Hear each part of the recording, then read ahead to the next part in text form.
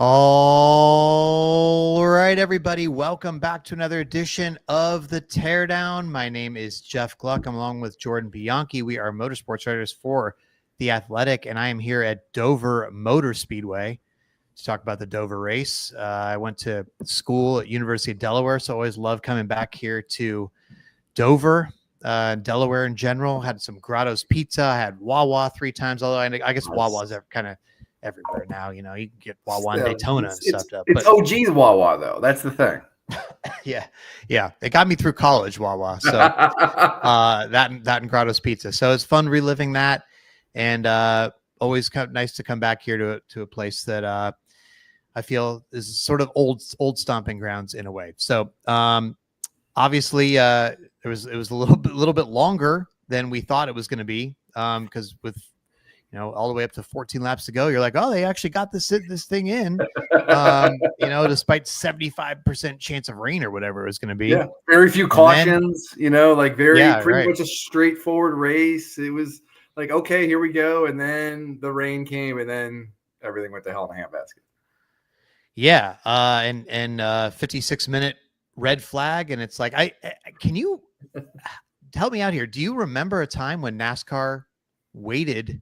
And look, it was obvious that the rain was going to move through quickly. They had said the race wasn't going to end till 8:10 p.m. or whatever. And so they had time, and the track did dry quickly. But when's the last time NASCAR, dried the track and waited to complete so few laps remaining in a race? There was only 14 to go, and they're like, we're going to wait an hour and finish these last 14 laps. Yeah, it's happened. I mean, I know it has. I couldn't give you an example off the top of my head, but it's not. This didn't feel completely unusual to me, to be honest with you. If they feel like it's going to pass through quickly, and you've got enough daylight, I feel like this is kind of what they will do. Like they have waited this out before. Now, if there had been a front coming in and it was pretty obvious that this wasn't going to happen, I think they would have pulled the plug real quickly. This didn't feel unusual to me. I wish I had an example to give you. I don't, but I feel like this has happened before. Well, I guess we start with maybe the final restarts there and go backwards, because you had Denny Hamlin on considerably older tires and Chase Briscoe on 2 newer tires, because Chase Briscoe, he was not one of the cars that stayed out, the 7 cars that stayed out when they all pitted after the red flag for the rain. He came down and took 2 tires. So he was able, and at first you're like, well, I don't really know if he's going to get back up there, but there was a couple cautions. On the one restart, he restarted 4th, and he pushed Denny as hard as he could out to the lead, because he said afterwards that, hey, I figured, you know what, the best chance for a JGR car to win is to, give him a big shove and get him out clear there. Then there's another caution, and so he ends up restarting alongside Denny for the last overtime restart. And it was like, well, I mean, he's gotten up there with fresh tires now after restarting, 10th or whatever, not that long ago. Maybe even further back. And, it's like, wow, he's probably going to win this race. Yeah, going away. And he got alongside him and wasn't able to clear Denny. And Denny ends up, they're racing hard. But here's the thing. Chase Briscoe says afterwards, emphatically on pit road, talking to us. I don't know what he said on TV too. Probably said the same thing, but emphatically that if this was not a teammate, this is a very different outcome.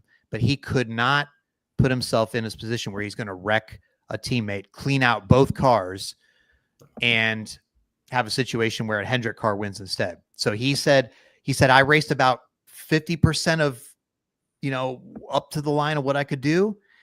He said, if it wasn't a teammate, I would have opened up my hands more. And it would have been dirty, but I could have won that way. Right. And we know that Chase Briscoe prides himself on clean racing, winning the right way. Right. That's how he's brought up. SVG talked about this at Sonoma, right? Oh, I knew it was Chase Briscoe, so I'm going to be okay with clean, good, hard racing. So Briscoe felt like he did everything he could up to that line, but he wasn't gonna wreck a guy, and he wasn't gonna drive dirty when he said Denny's never driven him that way. And so they raced it out. Denny ultimately wins. Yeah, to me, let's talk about the Denny thing first of all. I think this was a masterclass performance by Denny Hamlin. You've got older tires.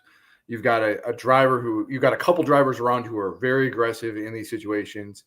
First with Christopher Bell, you've got Larson in the mix who's been fast all day but hasn't had track position. You have a Chase Elliott there. Like, I don't think Denny had the fastest car. I think he had a very good car, but not the best car. And he's on older tires. He's in a no-win position, by the way, because like you're basically a sitting duck. Whatever you do, most people are going to do the opposite, it felt like, right? And yet you continually handle not one, not two, but 3 different restarts, and you execute every single time.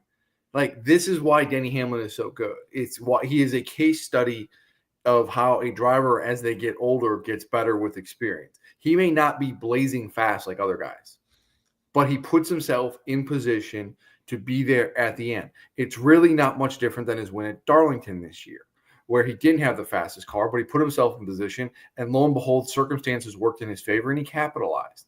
And he had a really good point. He was talking to the studio crew and TNT about how he was trying to do his restarts differently each time, so nobody kind of knew how he was going to do it. And when he started going through the gears and everything, and then the one thing he said too was like, well, one of those restarts, Briscoe was behind me, and I got a great restart that time, but I knew that Chase Briscoe knew my trick on that one and how he was going to do it, so I had to kind of adjust. Like, that's a student of the game.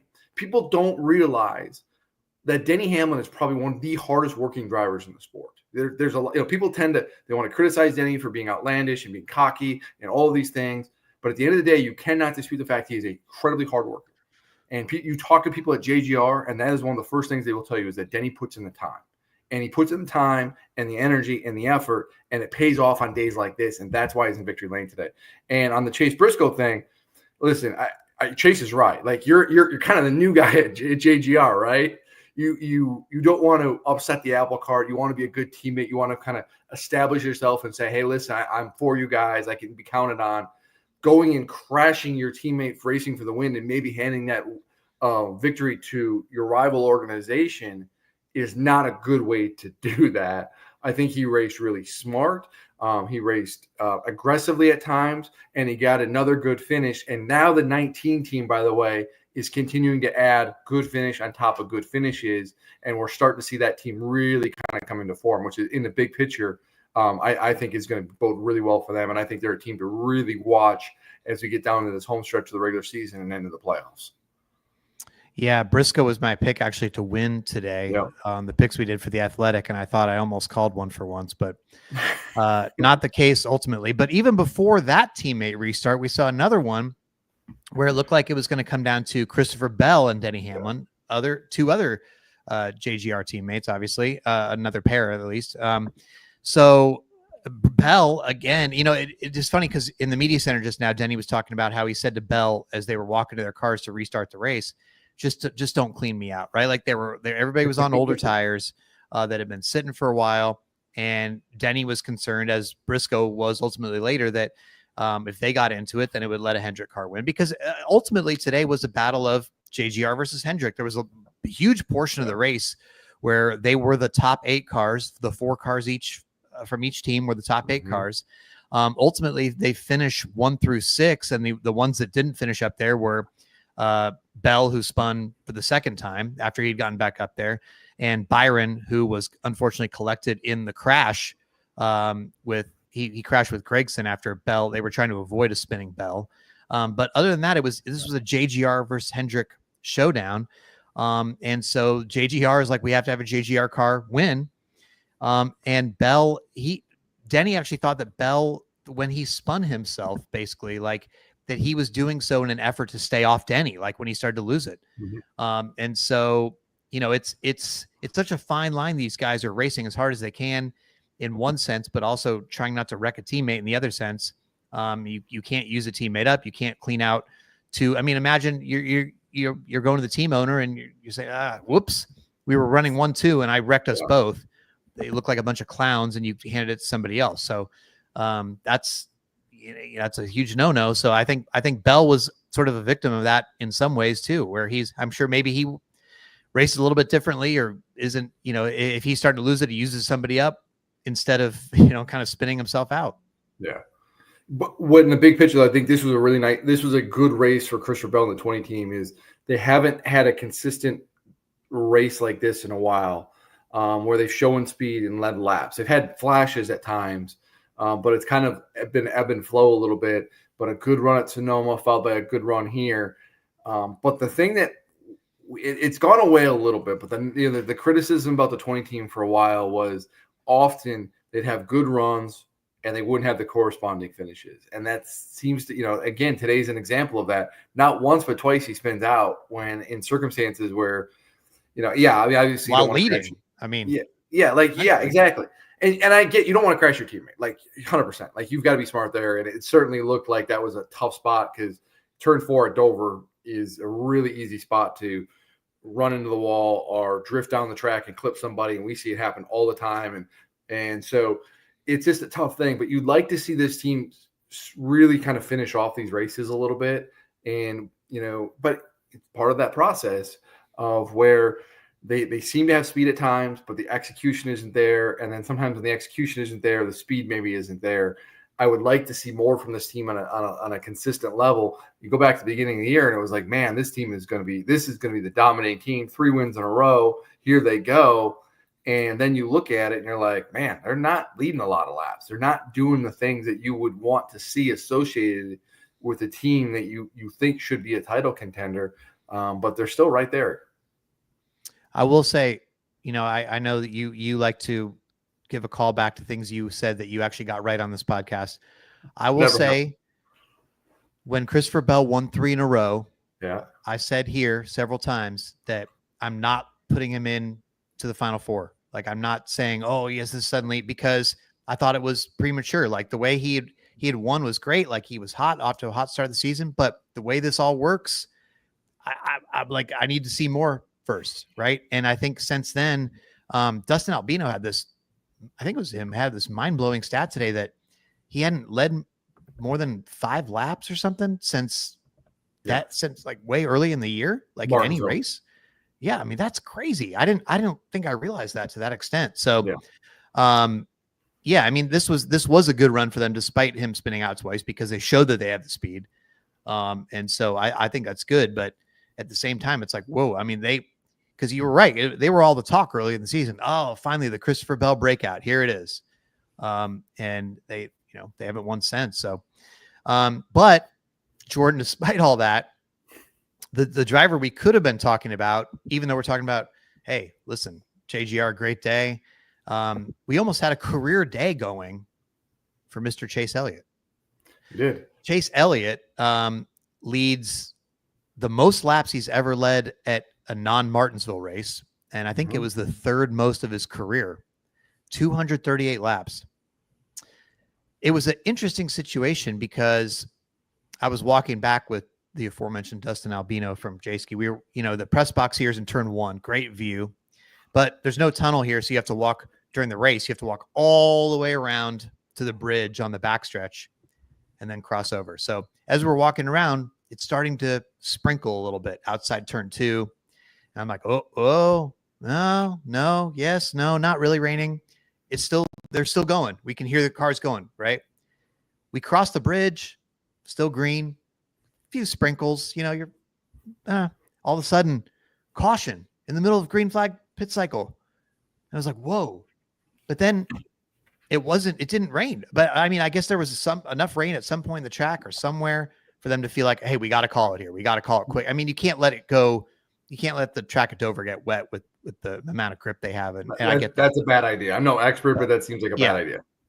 Right. But so it was like, okay, this is the moment. But that trapped some people lap down. It made some people have to take wave arounds and all this stuff, right? So ultimately, there's 6 cars on the lead lap at that point, right? And Chase Elliott and Alan Gustafson are faced with a decision because they were running, I think, 3rd in that moment.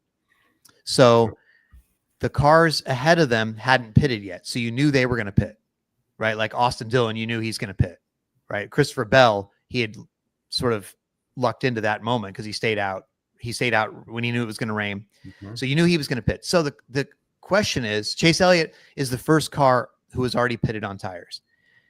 So they're saying, okay, should we? I went back and listened to their radio, right? Like, do we pit here? Elliott's like, man, I don't know about that at first, right? Like that's what he says, and he's like, I maybe we take the front row, clean air, clean track. Yeah, we're on older tires, kind of thing, right? But then Elliott himself kind of walks, and Gustafson agrees. Then Elliott himself kind of walks it back.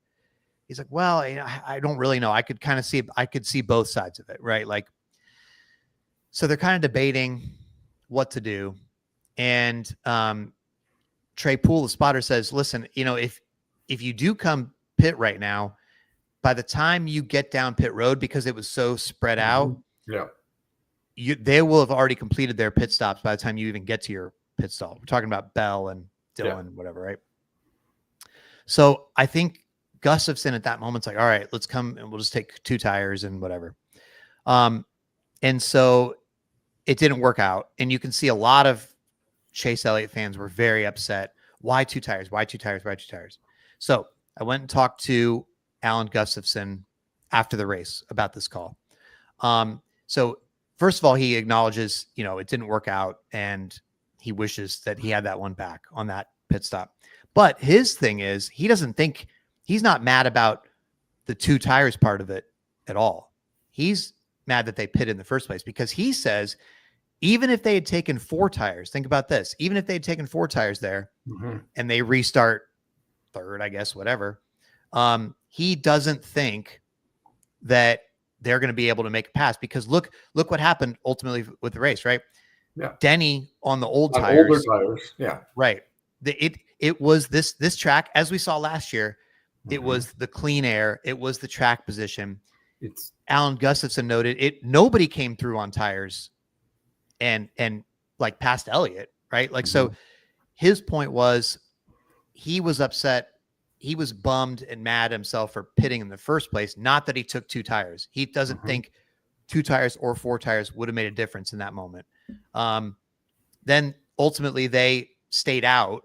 They couldn't pit after the rain. No, they're in a box at that point. Yeah. So, they're like, okay, well, they'll restart third. He ends up fading to 6th. So really disappointing day for him, obviously, but that's Gustafson's point of view. What's your take on the Elliott strategy there? So before I get to the strategy call, I want to acknowledge it. I think this was a phenomenal race for Chase Elliott. The result is going to say 6, but this was, to me, and I understand they won at Atlanta, this was a great performance, and I think their best performance of the year. They were consistently fast throughout the entire race. They won a stage today, by the way, which is the first time they've done that all year.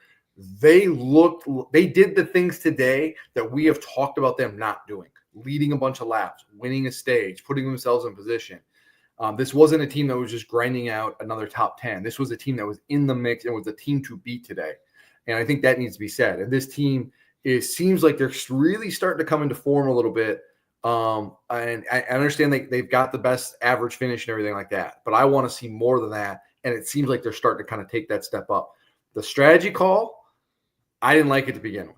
I know Alan Gustafson is a piñata for Chase Elliott fans, and anything he does, he's going to get beat up on, and that's just goes with the territory. But I didn't like the call. It didn't seem like tire wear today was a huge factor. The tires gave away after a certain time. You saw a little bit of cording everywhere, but we saw drivers in older tires be able to do things, and I didn't like that call then. I like the idea of staying out, being aggressive and holding your line. You've got a fast car, and the importance of clean air at Dover.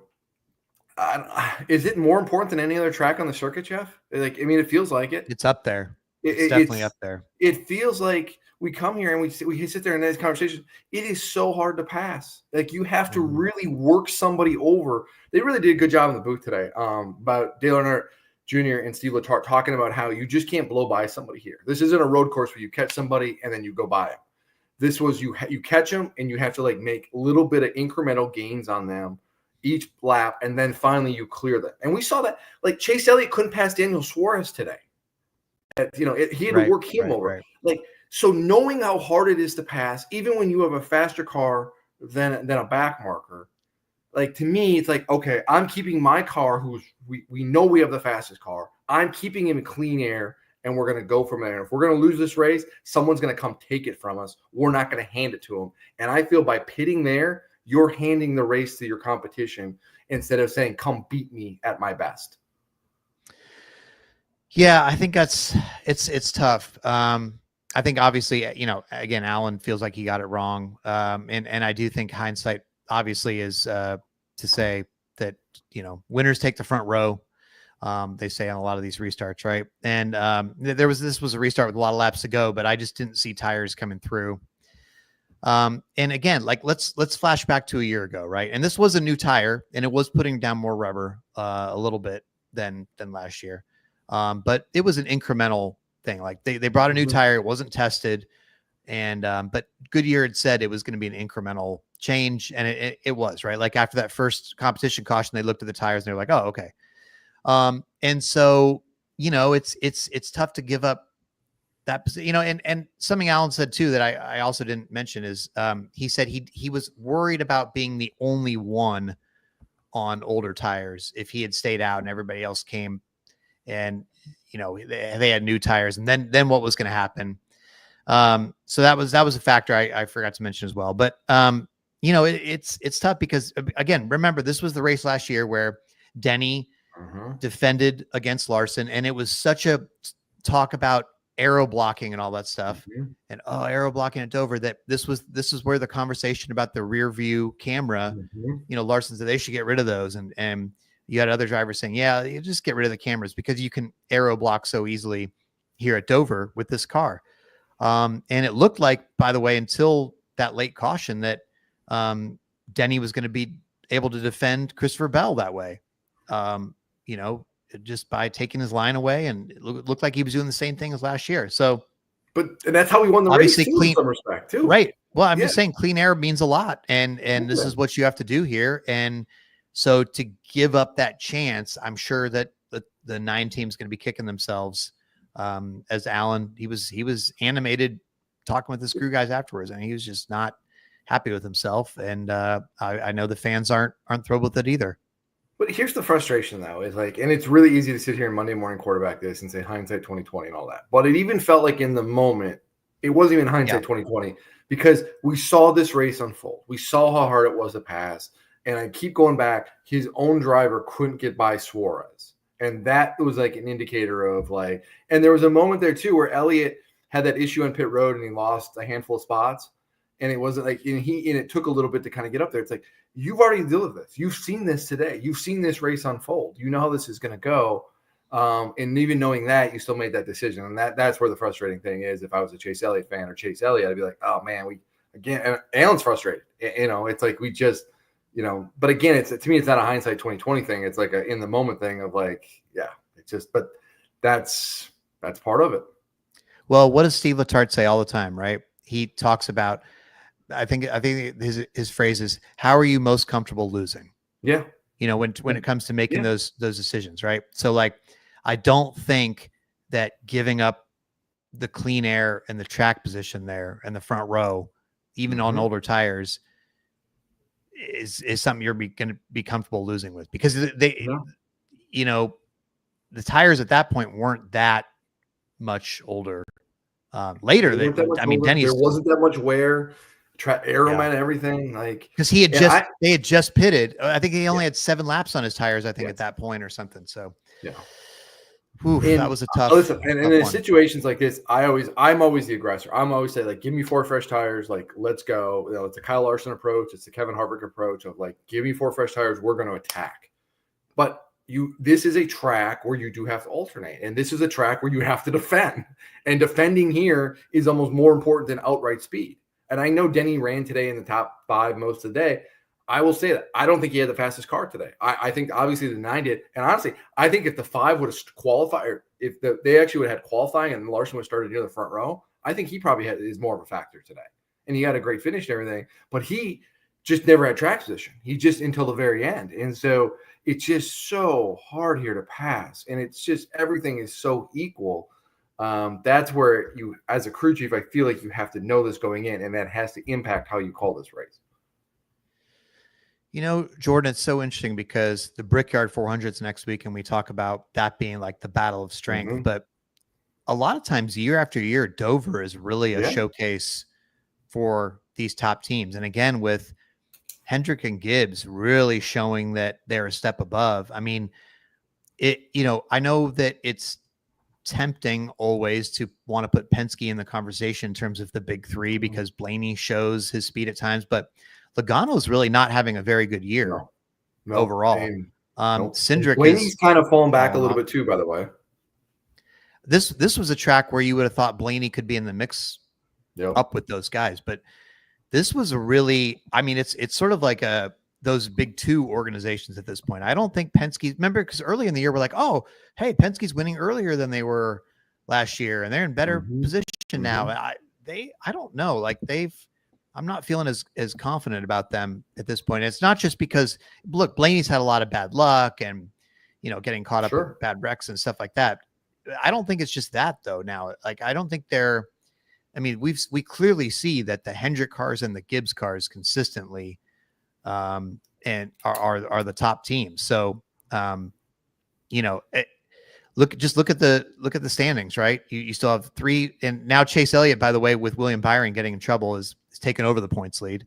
And you've got Byron is 16 back, Larson is 38 back, and now Hamlin. He has moved up to fourth. He is 39 back. So Hamlin is suddenly kind of in the mix now for the regular season championship with 5 to go. 39 points back is not out of it. Now it's going to be tough because there's 3 great Hendrick drivers ahead of him, but it's an interesting dynamic here because those are the cars that, Denny said this himself, right? Like you look up at the race today and it's the top guys in points are the top guys up there. So, it was, this was a battle of strength. Yeah. And I agree with you about Penske. I haven't seen a lot from them, but I will say this. Here's what I'm saying about Ryan Blaney. In the last 7 races, he's led all 13 laps. Now, 3 of those are on road courses. One's on a super speedway. We know that Penske's road course program is not to the level it needs to be at. And so we haven't really seen maybe their strengths right now, which I think are intermediate racetracks. But even then, it certainly is fair to say, like it's Gibbs and Hendrick in however order you want to put them. And then there's a gap there to Penske. And then to your same point, RFK in 2311 were just so today. Trackhouse was just off today. We just didn't see a lot of other organizations rise up today. It was the 2 dominant powerhouses in this sport currently, and then it was just kind of everybody else kind of intermingled in. But even like teams like Chris Buescher today, this was a track that expected him to do well. He didn't have a great day, and so it was just RFK ends up getting 2 top 10s, though. I do want to say, but they weren't. I know what you're saying, but they end up getting 2 top 10s, and also Bubba was in the top 10 most of the day. Honestly, he was the top running car. He was in the top 10, and then he was out of the top 10, and he was kind of flirting in and out of there. And it wasn't like they had great speed by any means. And Reddick started the day strong and then fell back, and that's a frustrating day. And so it just wasn't what you would want to see out of that organization. Yeah, excuse me. I just don't know how you make gains at this point on these teams. They are the best for the reason they have a lot of resources. We talk about what they're doing to find speed. I mean, these teams, they will buy a bunch of these next gen parts, right? And they scan these next gen parts because they can't do anything to them. So they scan them for the tiniest little things. And then they say, okay, this one's the best of what we're looking for. So we'll take this one, and we don't even care about the other ones. And the other teams, if you're a colleague, do you have the super scanner tools to scan your next gen parts, that way? And but this is where teams are finding advantages these days, right? Like, because as much as you want to say it's all the same parts and pieces, when it comes down to if they're that close and it comes down to these microscopic differences that all add up into tiny little bits, this is where teams can find performance now. So it's a wild world, but it's you have to have these high tech tools to be able to do this. And it's not just some crew chief coming up with some creative thing to do all the time now, right? Like where you find performance. It's a whole different philosophy. I hear what you're saying, and you're right. Right now, here and now, Penske and Gibbs are that. But we've had this conversation in the last few years, and things change. And I think we have to be really careful falling into the trap of we've just went through a stretch where we had 3 road courses. You throw Atlanta in there. There is no real track that is comparable to Dover. And then when you look at what's in the playoffs, and you've got intermediates at a Las Vegas and Kansas, and you have a Penske strong suit at a Martinsville and a Phoenix, like that does tilt the scales a little bit, where it at least gives them a little bit more of an even footing. And so that's going to be interesting. And then you throw Gateway and New Hampshire in there too. That's another curveball. So it's really easy to look at the current state and say, man, these teams have been running, Gibbs and Hendrick have been running really good these last few weeks. Okay, great. But they're also been on a lot of road courses. And Penske hasn't been good on a road course in a long time. And so that's where you have to, that's the trap you have to be careful of falling into. Well, I'm not certainly counting out Penske at all. I think we've learned our lesson on that. You did it last year. Yeah, you learned your lesson last year. I was on, I knew this. They've won 3 straight championships, and the tracks that they are good on fit them perfectly, right? Like the Gateway type tracks, the New Hampshire type tracks, which are the Phoenix type tracks, the Martinsville type tracks, right? The tracks that matter so much in the playoffs. So I'm certainly not saying they're not going to win the championship or they're not going to be in contention. But overall, if you look at the body of work, I think we have 2 organizations that are way above the rest right now. It feels like, but we'll see. We'll see. Jordan, Alex Bowman, I don't want to overlook him as well, because this is such a great track for Bowman. And, he expects to run well here. He knows exactly what he needs out of his car here. He comes here with a lot of confidence. And this was a big moment for him because he is able to jump 3 points in the point standings, and gives him a considerable amount of room, where just a week ago or so or whatever, he was, plus 30 to the cut line or something. He's now plus 63 to the cut line. Gave himself a lot of points today. Busher is plus 44 to the cut line. Bubba Wallace is plus 16 to the cut line. He was plus 3. And then Ryan Preece is now minus 16, followed by Kyle Busch minus 39. Kyle Busch, he gets the most I think he can out of that car, but it's just not. He finishes 11th. He was good for a while today, but he just can't. He can only do so much. But then, and look, this is too far back, and I'm not saying he's going to point his way in, but Ty Gibbs, with the run he's been on lately, way better. He's now minus 52. He's leapt over some guys in the standings. So he's actually, Ty Gibbs, overall, I'm talking not playoff standings, but overall, Ty Gibbs is all the way up to 16th in points now. Consider where he was like before Michigan, kind of like not even that long ago. I mean, that has been a skyrocketing moment for Ty Gibbs, it feels like. So, but Bowman really did himself a lot of favors, I think, today. And they left. Yeah, great all-around day for Alex Bowman today. At one of his best tracks, maybe his best track, depending how you look at it. Great points day. You still, if you're like you get that win and get yourself off that hot seat, that bubble that you seem to be on every year. You mentioned Ty Gibbs. If you're Ty Gibbs, man, I think he wins. Like, I'm starting to think he's going to win a race before the regular season's out. I really do. Like, you look at, we talk about the best teams going to Indianapolis and always showing out, right? Well, Ty Gibbs drives for Penske, and he's been running really, really well. He's got Gabart as a strategist now. They got Richmond coming up. That's a really good track for Gibbs over the years. And then Watkins Glen is a road course where he's run very, very well. Like, I don't think I think it's very realistic that Ty Gibbs gets to win before the regular season, and he ends up making the playoffs that way instead of points. I just want to go back on this, because had Michigan in my mind, and that is the case because at Nashville he finishes 31st. He falls to 27th in points. In the last 7 races for Ty Gibbs, which is, by the way, a time he has not finished lower than 14th. He has jumped 11 spots in the points in 7 races. And this isn't like early in the season when everybody's kind of bunched together. You know what I mean? He's gone from 27th to 16th in 7 races. So, I mean, they've really turned things around. He's gone, here's his finishes: 3rd, 11th, 14th, 14th, 2nd, 7th, 5th. So no wonder he has made the finals of the in-season challenge, knocking off Tyler Reddick, who finished 12th today. Ty Gibbs finishes 5th.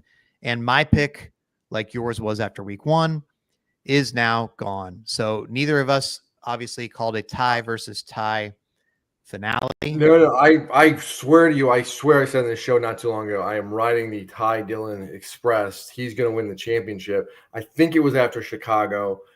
I don't know what you're talking about. Ty Dillon, hop on the bus, Cinderella story, championship. What a great story. Awesome.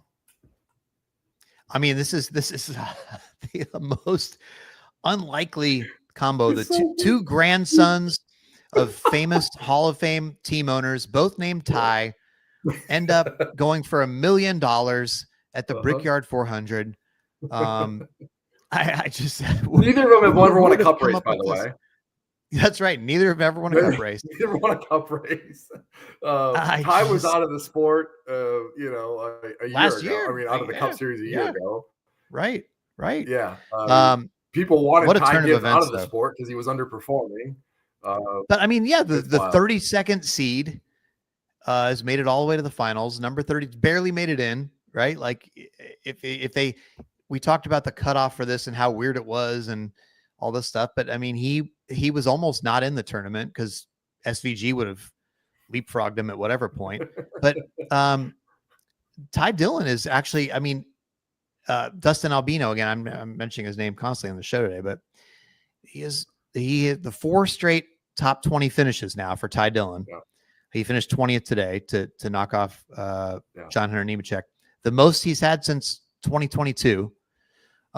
So, it's like, I'm not saying he's completely outrunning these people, but he's doing what he needs to do. Like today, they were both a lap down until late, and they were battling for the lucky dog.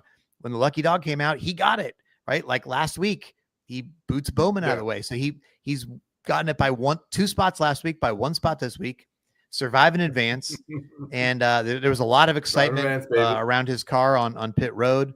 He was all smiles. Chris Rice, Matt Collig, they're thrilled. They're all in on it as an organization. Yeah. And even Heather Gibbs, Ty Gibbs' mom, came over to congratulate Ty Dillon on pit road. So it's funny. Like I think it's a really great story. And, I don't think people are talking about, in-season tournament is the greatest thing that's ever happened, but I think it's been a really fun little addition. It's a fun wrinkle. It's a fun storyline. And I think that getting an underdog in the final has added a lot to it as well. I mean, it would have been cool to have like a total strength on strength. Like if it had ultimately turned out to be like Hamlin versus Larson at Indy for the $1 million, that would have been cool. But like having Ty Dillon have a chance to win it is also really cool.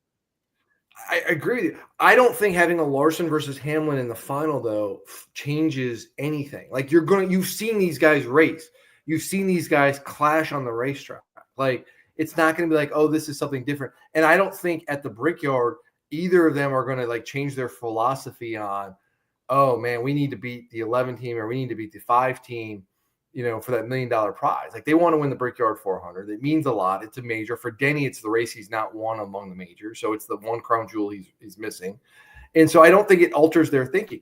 Whereas I think in Ty Dillon's case, and maybe to a lesser extent Ty Gibbs, but I think really in Ty Dillon's case, it's like, let's be honest. They're not going to win this race. Like they're not going to. But they're going there like, okay, what do we need to do? How do we set ourselves up?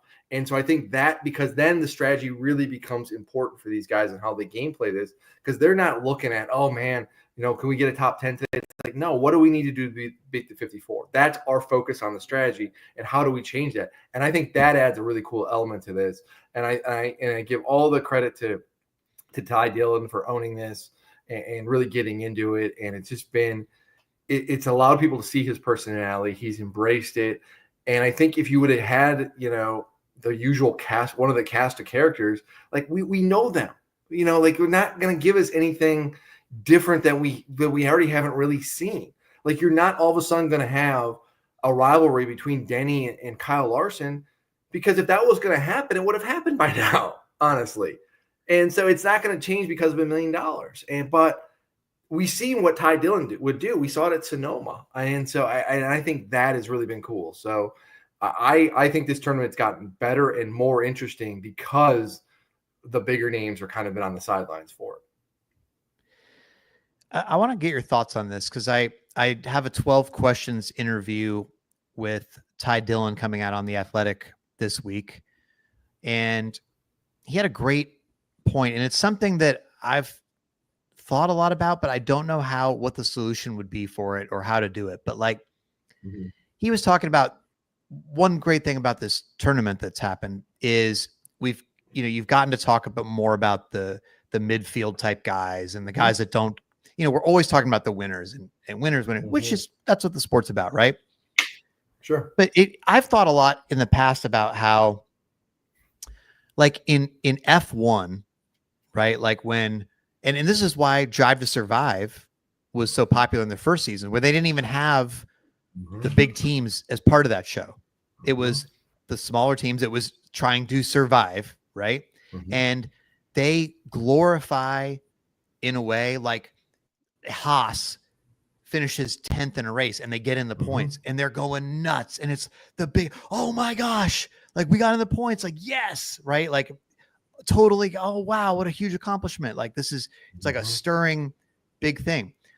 In NASCAR, that is not celebrated really at all. It might get a mention like, oh, by the way, oh yeah, look at that guy had a top 10 today or a top 15, and he doesn't really, but like, I wish there was a way, and I don't know how to do it or how it would go away, but that we could talk about sort of that midfield battle more and put more of a highlight on it. But here's the problem. I think that NASCAR views that as bad, right? Because NASCAR wants parity. NASCAR wants the ability that somebody can win their way in and that all the cars are equal. So they don't want the discussion to be about how this team has no chance to win, right? There's no realistic chance that this team's going to win at the Brickyard or whatever. Yeah, you can win on a super speedway or whatever, but that's not a good storyline for NASCAR. They're trying to talk about how competitive it is and how close everything is and how it's the drivers making the difference. So if we're like, man, like, whoa, Ty Dillon got a top 10 today, unbelievable. I don't think that's something that the sport NASCAR is going to get behind. But I still think it's like it could be something that is really interesting to fans, because you see it like with this in-season tournament has shown us this, or the All-Star Open, right? We talked about that, compared this a few weeks ago, right? The All-Star Open is one of the most refreshing things that we get to do all year, because we're not talking about the winners. We're talking about the other people. We're getting to see them race and what they'll do up front. And we're focusing on somebody else. The winners, where it gets kind of exhausting a lot, right? Like the guys that win 3, 4, 5 races a year, great. And it's such a long year. We end up talking about the championship all year, the playoffs. What about the guys that are just trying to get better and grind and, improve? We don't really, it's just an undercovered thing. And I don't really know why or how to fix it. Anyway, any thought? I'm going off, but any thoughts on that kind of the midfield in NASCAR not getting the love? No, listen, success and superstars sell, and this is a star-driven sport. And at the end of the day, it's always been about who's winning the most races and who's winning the championships and who's selling the most T-shirts. And it's really hard when we know this, because from our perspective on covering stories and stories we choose to write and cover, of like, what are people most interested in reading? And so how do you, I don't know how you get them hooked on that. And I think you have to have personalities, you have to have that compelling thing, but how, for the casual fan, how do you explain to them for this team finishing 15th is a win. I don't know. I don't know I don't know what that secret sauce is. But I mean, that's what this is what I'm saying, because F1 is the casual fans from Drive to Survive, right? Yeah. They figured this out. Like, and that's why the casuals know, like, oh, Nico Hülkenberg got on the podium. Oh my, like, that's unbelievable. That overshadowed Lando Norris winning his home race, right? Because that was such a, they know, like, that is so highly celebrated there. But yeah, it's just different culture here. I don't know how to explain it. Well, I mean, I think in Formula One, it partly is because you have so few teams that are competitive. You only have three-ish teams. I guess it's more competitive now than ever before, but for a long time, it really was a closed circle. And if you weren't driving for a top team, it didn't matter because you didn't ever have a chance. Here, you can drive. We have seen guys drive for mid-pack teams and have success and do things. And, also the form of racing over here is different too, because you have super speedways, which level the playing field, or you have road courses, or you have a short track where chaos breaks loose and someone's going to squeeze through and get a good finish. I mean, we all the time, we go to super speedways and we leave there and we're like, oh, so-and-so, this team finished 5th today. And they're like, oh my goodness. And we do talk about it. What an accomplishment it is. But then at the same breath, we also say, well, it's Talladega, And so it's hard to do that. If I will say this, if a Ty Dillon, let's go back a couple years ago to the Roval in 2020.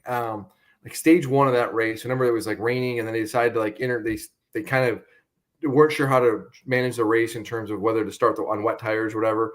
Ty Dillon won one of the stages there. I think he won the first stage of that race. People celebrated that. They were like, oh my goodness, Ty Dillon won this. Like, because he actually went to the go-kart track and he had him like spray it down, and he practiced in the wet, and then he goes in the wet conditions at the Roval and wins it. And it's like, I think we did at that time celebrate it. Like, oh my God, like this guy on a road course, took it to him. Like, we do have those moments of those, the underdog overcoming that. It's also a sport built on parity. Like, everything is about parity. So it's really hard if everything is about parity and everything is supposed to be equal in theory, especially in the middle part of the field. Like, how do you distinguish what, somebody finishing here and there? It gets confusing a little bit. We're live on YouTube, and for those of you listening on the podcast version of this, and some of the commenters as we're having this discussion are saying, well, you guys are the media. You could talk to these guys, or you could talk about them whenever you want. I think that's fair in some ways, but also we also follow the lead of what you guys want to hear about, right? Like, so if we're going to come on the podcast and spend 20 minutes talking about how, hey, Austin Dillon finished 15th today, are people going to listen? All the comments here through this whole conversation about the in-season challenger talking about, this is so stupid. We don't care. Like, people are hating on the bracket challenge, right? So then to turn around and say, well, no, it's great. Yeah, talk about Ty Dillon. Hey, you guys are the ones that could control this. I mean, I think the fans have to buy into it as much as the media has to buy into it, right? Like, it has to be everybody saying, hey, this is a big deal and let's celebrate this, versus, all right, we don't care about this. Why are you talking about this? You know what I mean? So while I do think, hey, I could make a note every week on the podcast to make sure we're highlighting the top finisher who, But I feel like we do. Like, you ask me all the time, and we always make a note of like, hey, so and so finished this today. I just want to give a shout out. Like, we do give our part. Like, I feel like we do to some extent acknowledge when somebody overachieves and does something. Okay, I guess I'm not just saying mention it, but like, it's not a story again. Like, it's not as, like, again, if when Williams in F1, if they were going to get like a 7th place finish, it would be one of the top 3 stories probably of the day, because Max Verstappen or you whoever, usually not this year, but is winning the race. They don't even care. It's like, yeah, this guy won again, but guess what? So-and-so finished 7th today. Oh my gosh, cool. So, can NASCAR get to that point? I don't know, but at least the in-season tournament has provided to me, a breath of fresh air, thanks to Ty Dillon, thanks to the run that he's had. So, I think it's worth talking about. I'm sorry that the people have been so many people from the start. Well, didn't like it and didn't want to hear about it. But I think it's if you, like I said at the beginning, people got mad. You're so condescending. You're telling people to just enjoy it. You remember that whole thing? Like, well, no, I agree. And then I'm even seeing the comments now. We're talking about Ty Dillon, and we've sat here and praised Ty Dillon. Like, what a great job he is, and he's showing personality and good job for Collie. They're knocking out performance. And people are sitting here complaining about Ty Dillon. Oh, he only has his ride because of this and that. It's like, you can't have it both ways. Like, you can't sit there and complain that the little guy doesn't get coverage. Then when you give the little guy coverage, oh, no. We don't want that. Like, it doesn't work that way. And let's be real, Jeff. We know the metrics. We see the metrics from our side and the stories we write and the features that we write, right? Like, there is a lot of features I would love to do on smaller teams. I would, this, and I know you feel the same way. And we are allowed to do those stories, but we also know that there has to be an audience for those stories. And so, and that's the reality of the situation. And that there isn't always an audience for those situations. And I tell people, if you want the little guys celebrated, then read about it. Like, when people do give them coverage, and there's a lot of great, Dustin Albino is a great example of this. Nobody covers the Xfinity series better than Dustin, period. And he does a great job of covering and spotlighting stories for little teams and everything else. And I don't know his numbers and metrics, but I bet you they shouldn't be what they should be higher. Let me just put it that way, right? Because they are great. They're great, richly reported and written stories. But is the audience there for that, though? Yeah. So what Jordan's talking about when we're talking about metrics is when we write a story on The Athletic, right, we can see our numbers, how many people clicked on our story, right? And how it compares to the other stories we've written. It's all in a dashboard. When we log in, we can see it. So we're trying to write stories that we think you guys are interested in reading. So sometimes you do want to write a great story and you go, you always want to write a great story, but a great feature about a small team or whatever, right? And you're like, man, this is a great story. I don't know if anybody's going to read it. And you write it. And what's the most demoralizing thing? To put in a ton of work into a story. And because it's not a big name, people won't even give it a chance. People won't click on it. You can't. I'm begging people on Twitter. Hey, wrote this story. Love this story. I'll tweet it 3 times, 4 times. I'm like basically begging people. I'm basically telling people, I really worked so hard on this. I think it's a great story. I think you'll enjoy it. Can you please read it? Can somebody please talk about it? Can you tell your friends about it? And like, you look at the numbers and you're like, oh man, like nobody read that. But like, then if you write about one of the bigger drivers that there's interest in, and you're just like, this is kind of a throwaway story or something. Here you go. All of a sudden, boom. So what does that tell the media, right? Who is, again, it's a business, right? So you're like, well, I guess we need to write more about this guy because that's where the interest is. I can't get people to read about this guy. And, everybody's trying to hit targets and numbers just like any other business.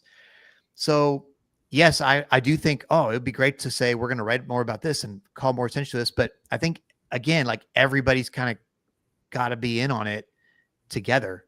So it's a tough thing. I don't know if it's a chicken and the eggs type situation, but because I think you'd agree, Jordan, most of the most interesting stories are not the top people. Absolutely. But then you go spend, 5 hours on something and are like, okay, here's an example, right? I devoted my day yesterday, most of the day, to following around LeVar Scott he was racing for Alpha Prime. He's making his Xfinity Series debut. He's ARCA driver, right? So I'm going to write a story on The Athletic this week. Hey, here was sort of documenting his first day. I mean, it was a sort of an unremarkable race, but I think he has a good story himself, right? He finished 28th in his first race. So when I put that on Twitter or when I put it on The Athletic, are people going to go, who is this guy I've never heard of? And he finished 28th in his first race. Okay, I'll give this story a chance and read about him. So again, like I hope it does well because I'm going to put hours of work into it, but you just don't. I don't know. So it's frustrating because if you took away all that and you said, I'm just going to do whatever I want, just, whatever, I think it would be, it's a different thing, but we have to do also what the audience wants. So just a little inside journalism there for you guys, I guess, but there you go. Anyway, it's a balance. It's definitely a balance. Okay. What else are in your notes about this race before we get too far off track here? Let's see. We got everything. By the way, in my notes, I had Ty Dillon all capital letters. So, well, here's something I do want to talk about, Jordan. I think this racetrack has done a terrific job. With the Speedway Motorsports investment has been great here. And the fan zone in particular here, it's gotta be top 3 fan zones that I've seen recently, if not the best. They had like a big rubber duck or something this weekend. Yeah, they've brought that before, the world's biggest rubber duck. But they also, I think, I can't remember what the number was.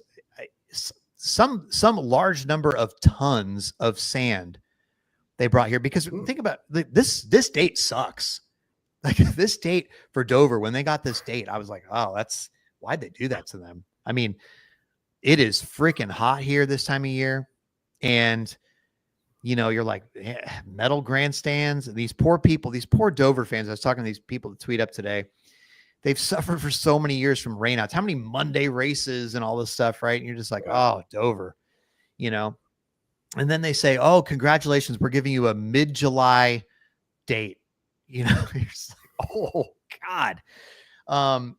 So I get the attendance probably wasn't like unbelievable today, but I thought for this and for the forecast, I thought it was actually okay. And I also think it's a lot of other tracks. I was told by somebody who knows that this track in recent years, I believe in terms of the Speedway Motorsports tracks, has sold the second most amount of tickets to the Bristol night race. Like, because the grandstands here are huge, so they look bad when and they've taken a lot out. They look bad when they're empty, but they're still getting a lot of people here.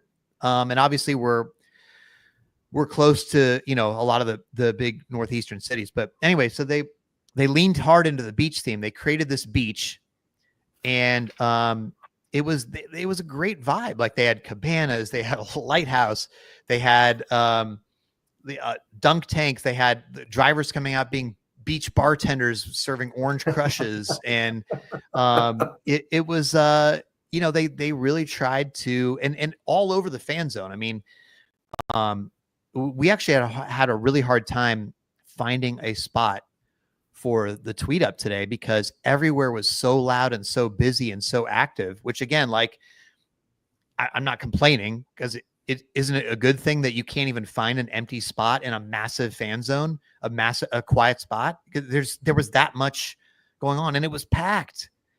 So I just thought they did a really great job when we talk about things to do before the race, the activations, the Q&As, the appearances, all that kind of stuff, the concert. They had multiple music acts going on. I was really impressed walking around out there.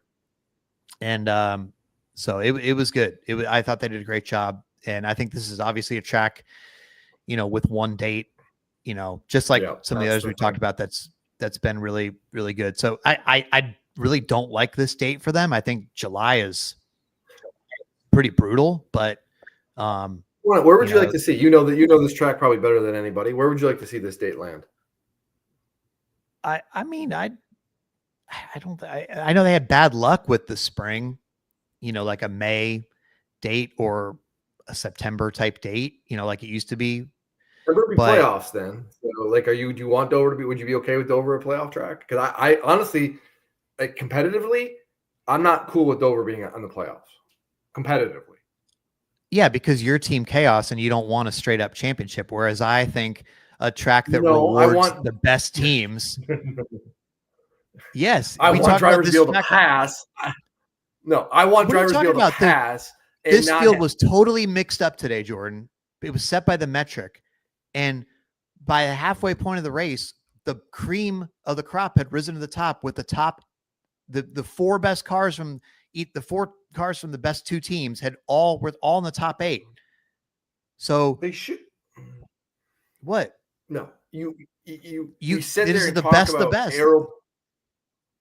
No, we sit here and talk about aero blocking, and I don't want a track that's so dependent on aero blocking and challenges like that. And a guy on old tires can hold off somebody repeatedly like that. Like we just ran down like what happened last year's race and what happened this year's race. That doesn't sit well with me. Like there are other tracks if I'm gonna put 10 tracks in the playoffs, Dover isn't that. I agree with everything you said about the fan zone, and it's great that people are turning out, and it feels like they've got a little bit of buzz and everything. But competitively, this is not what you want to see. Yes, it does reward, I guess, the premier teams in that sense, and that's fine. But like, I do want more competitiveness. Jordan, New Hampshire and Gateway are in the playoffs. I'm not sitting here defending New Hampshire and Gateway. I am not going to sit here and defend New Hampshire and Gateway. I am not. That would not be on my list either. I am not sitting here defending those. Well, I'm just saying that's not the criteria for like No, they're not putting in the most entertaining, I don't know. Yeah. All right. Well, I guess we could talk about the good race poll. We did have, by the way, Joey Logano's 600th start. And I have more on that coming in the Athletic as well, because I talked to him about the possible going for the Ironman. There's a couple good things I think I'll have in my notebook this week if you want to check it out. But anyway, the good race poll. You won last week because I badly blew it, I guess, on Sonoma, right? I did not think that people were going to. I thought it was going to be the lowest Sonoma race ever, and I had it way down. And I thought, it was 61.6, and I thought it was going to be 38.8 or something was my guess. Yeah, Wow, that was a horrible miss on my part. Jeez, that happens. It doesn't matter. It's a silly poll. It doesn't matter. No big deal. Yeah. By the way, I will note that, of course, I avoided asking Denny Hamlin in the media center for his good race poll pick percentage. Unlike you would, if you were here, you would have gone right up to him afterwards and said, "What do you think the poll will be?" So I'm not going to apologize for being a man of the people, Jeff, and making conversations with people. That's what I do. Tell you that's why I'm good at my job. Yep. All right. Well, do you have your guests ready to go here, or? I do. Okay. So I don't have a great reason for this other than a lot of Dover races have been in the low 60s ish. I do think that when it's hard to pass, people get mad. And when Denny wins, some people get mad. So I might be going too low on this, actually. Shoot. Did you already write yours down? Yeah, I'm changing it. Oh, great. Yeah, I think I'm too low on this. Now I'm. I do not. All right. This is a tough one. Yeah. Shoot. Okay. All right. I'm just going to go for it. I don't really care. All right. You ready? Okay. All right. Here you go. 64%. All right. What's yours? 61. Oh, 61 and 64. Ooh. Well, I don't know if it's going to be above 64, though. My original. Okay. Yeah. My original number was 54. 54? Decided that when you started talking about the usual. Yeah. So I swayed yours. Okay. Well, I mean, if you just look at the poll in the past, Dover doesn't, okay, like let's take last year's Dover, for instance, right? Let's see, you have a Dover when Bowman won in 21, it was 62.5. When Kyle Busch won in 2017, it was 61. When Chase Elliott won in 2018, it was 60. When Denny won last year here, it was 59.9. So like you have a lot that are clumped really close together. And then, so like those are like actually some of the higher Dover races. So like Dover gets pretty far down the pole, and there's been some real bad Dover races. So I thought this was okay, and it was competitive, and a lot of it was boring, but I mean, it was not a good race. It got kind of dry for a little bit, but yeah. So we'll see. I feel really good about being just below you because I think it's gonna check in at the 50s. So we're good. Oh, all right. We'll see. Okay. Anything else? Xfinity race was rain shortened, but Connor Zilic again. Man. Whew, so good. He's crazy. Buy stock. Just buy stock in him. I think it's probably too late. It's probably gone up already. Probably missed the boat. Probably, it's still like it's going to keep going up though. Like he's legit. Like the knock on him was, he can't win on a road course, or he can't win anything but a road course. And then it's Pocono, it's not really an oval. It's like, man, just forget that. Like this guy is legit. Yeah, but now people will be like, it was rain shortened, but he was the best car anyway. He was running second and third in that race. Like it's great that he won and it's fine, but like he was unflappable late. He knew the rain was coming. Everybody knew the rain was coming. And so it's just like he isn't making mistakes. He's being really smart about it. Like he is legit. Like he's going to be a superstar. And it's the more I watch him on the racetrack, it's like Trackhouse is 100% right that they're putting him in the Cup Series next year. Like it makes all the sense in the world. Yeah. All right. Well, I feel like we're missing, I don't know, story. We got Chicago. Something. Chicago's off the schedule. Yep. But I mean, are we really surprised? No, I mean, I think we sort of already thought that. I mean, I know they made. You are surprised? I thought we kind of already were. I'm not like surprised. I'm like, I just know there was a push to kind of keep it. I'm not surprised, but I'm just like, I know that there was a genuine interest by the city and the state and NASCAR to continue this relationship. And from my understanding of things, it wasn't about the reasons of like, this is a burden on the city. Like it was about trying to find the right date. The 4th of July date didn't seem to be working anymore for the city, but it's like everybody wants to see this continue. And like the expression "hit the pause button" is legitimate in this case. Like this isn't a relationship where it's like we're walking away and we're done. We're good with that. Like we're good. Like this is legitimate a thing of, okay, we can't figure this out for 26 for various reasons.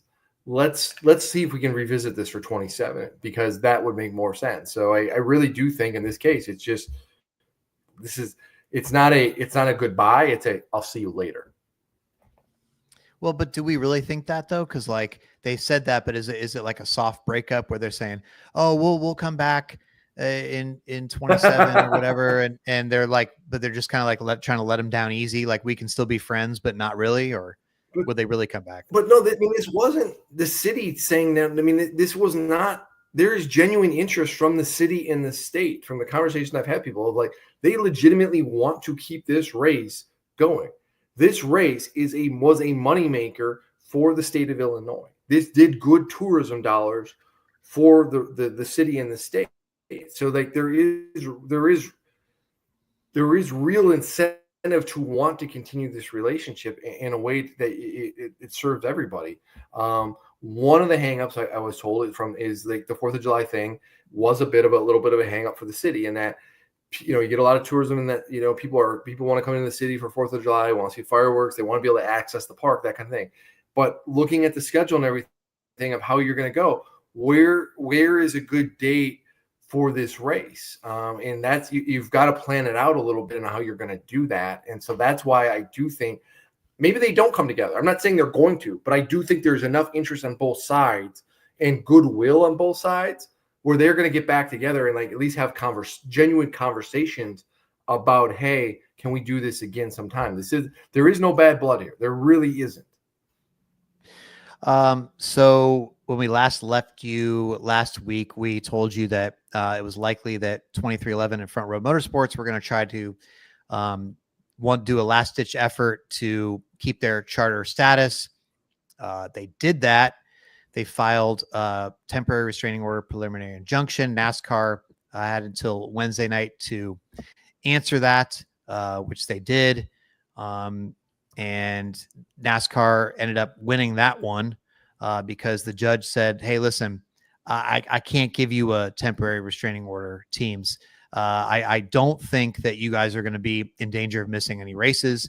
I don't think that you guys are going to lose your drivers from what I can tell. So I can't give you this temporary restraining order. I can still rule on the preliminary injunction because he said that NASCAR has agreed to not sell the charters until the preliminary injunction is resolved. So he said he'll still look at that basically, right? Like we haven't heard about that yet. But so that got to the teams this weekend. 2311 and Front Row both ran as open cars. It was obviously, a non-story, except they're not getting as much money. They obviously nobody went home because there's not enough cars. Didn't get as much money. Tyler Reddick, there was a clause in his contract we heard about saying he could go to another team now. So in theory, teams can contact Tyler Reddick, try to lure him away. He would not comment on that. Denny Hamlin would not comment on that. Denny Hamlin's only comment was basically, I'm paraphrasing because I don't have the exact words in front of me, but all will be revealed in December. Come to the trial and you'll find out why this is all happening. So 2311 remains and Front Row remain confident in the actual case, the trial that starts December 1st in Charlotte. But for now, for the rest of the season, it appears they will not be running as chartered teams. And by the way, NASCAR says they're not getting those charters back. NASCAR says that in their filings, they're indicating that they never signed the charters, even as part of the preliminary injunction. So their thought is that the judge, the court can't order them. Even if they lose the case, they can't order them to give the charters back because they don't have them. NASCAR has them, and NASCAR says they have several interested buyers and they're going to sell those charters. And so the judge is saying, by the way, don't sell the charters, please, until the preliminary injunction is ruled upon. And NASCAR has indicated they won't do that now. But so it's going to be interesting to see what happens with the charters. But right now, 2311 and Front Row will be running as open cars. So there you go. As the NASCAR world turns, it's a lot of stuff going on the legal side. It's going to be fascinating. This is all part of the process, and it's a windy road to December 1st if we ever get there or not. It's going to be fascinating to see. Meanwhile, in the legacy Rick Ware, TJ Pusher case, TJ bought Rick Ware or agreed to buy Rick Ware and the charters for quite a hefty sum. Yeah, but very hefty. Ware, very hefty sum, record hefty sum, I guess. But Rick Ware is already in litigation with Legacy about selling one of its charters. And so the sticky part of this one is, okay, it seems like Legacy and Rick Ware are fighting about when they will sell when they will have that charter transferred and sold. Right. Not if. So therefore, it's like you can't sell those charters to somebody else while this is going on. So where's this going to end out? So that's another one as well. Well, there's also the other component too, where TJ helped bring sponsors to broker the deal. Legacy. Yeah. And broker the deals for sponsorships and everything over there as well. So there's just a lot of layers to this onion, Jeff. I know people are interested in the 2311 Front Row NASCAR lawsuit for obvious reasons, but man, I'm telling you, this Rick Ware Legacy thing is it's wild, man. It's wild. Absolutely. All right, everybody. Well, thank you as always for listening. We will be together at Indianapolis next week, and we will talk to you next time on the Teardown. See you, everybody.